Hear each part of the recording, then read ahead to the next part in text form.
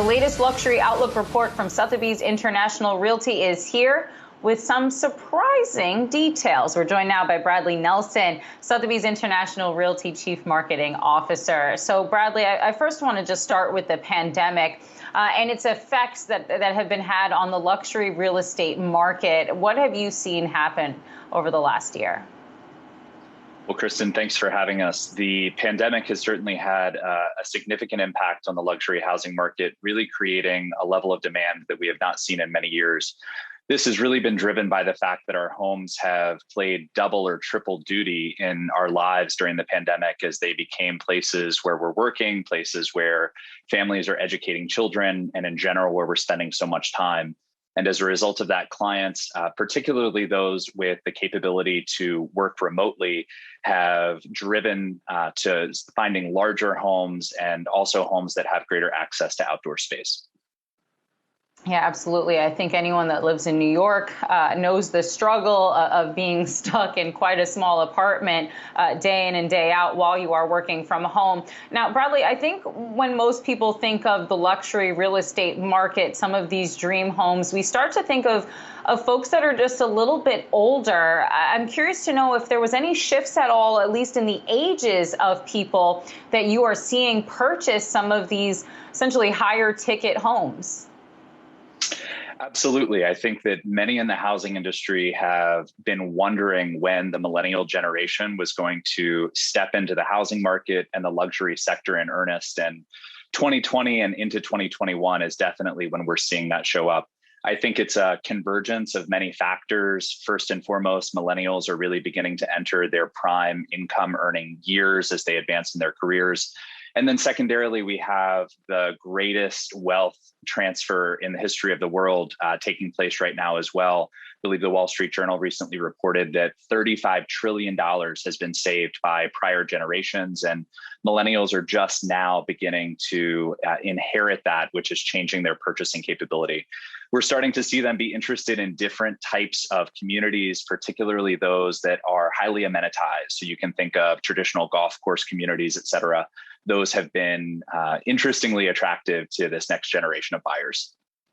I'm very glad you mentioned that, because that was one of the surprising tidbits, I think, from the survey and from the study, that folks my age are moving into communities that I think we more associate with folks of the retirement age.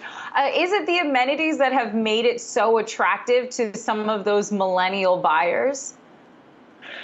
I really do think so. So like us, if you live in New York City, you're accustomed to living in a building that might have a lot of amenities and services. And the concept to moving to a suburban environment where all of the responsibility of maintenance is on your own.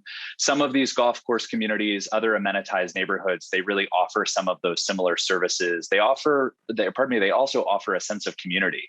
And I think as we're coming out of a season where many of us perhaps spent more time alone than we're accustomed to, perhaps that built-in sense of community as you're moving into a new part of the country or a new area might be really attractive as well.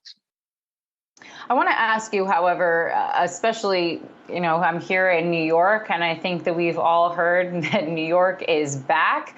It was never going out of style. Are you seeing some folks moving back to the cities and back to urban areas? And if so, what are the kind of properties that they're looking at in the cities? So absolutely. For those of us who are New Yorkers, there was a great expression trending on social media, New York or nowhere. And I think it really captures the spirit of what this place is and how resilient not only New York, but lots of cities are. And obviously, we've seen massive population migration to higher density locations for many years. We think that buying in New York over the last decade is going to have proven to be, over the last year, will prove to be a very smart decision as we begin to see buyers come back to the market. I don't know that the trends that you're seeing elsewhere in the country and the world are any different here in New York City. So I do believe that clients are looking for larger apartments so that if they are spending more time working from home, they have a dedicated space to do that. I also believe that we're looking for places that are in closer proximity to our work. So instead of living and working in two different neighborhoods, we're seeing clients really look for properties that are within walking distance of either their children's school or their employment. And I want to just very quickly ask you, Bradley, before we go, how long you think some of these trends are going to really last now that we are trying to see the other side of the pandemic, folks are returning back to the office?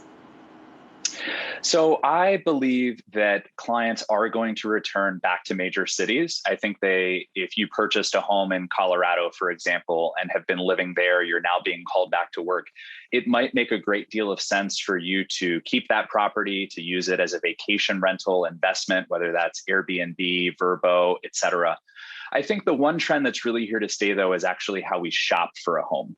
And at the height of the pandemic, we were introduced to so many new technologies, whether that was virtual reality, video tours, and they have proven to be a more efficient way for buyers to look at homes instead of running around to 25 open houses every weekend. And I believe that some of these digital technologies to help buyers narrow down their list and focus on which home is right for them is really here to stay. And as a result of that, if you're selling a property, as you look for your next one, I think it's really important to ask your broker or your agent how they're taking advantage of those convenience factors that's going to make your property accessible and attractive. All right, we'll have to leave that there. Thanks so much, Bradley Nelson, Sotheby's International Realty Chief Marketing Officer.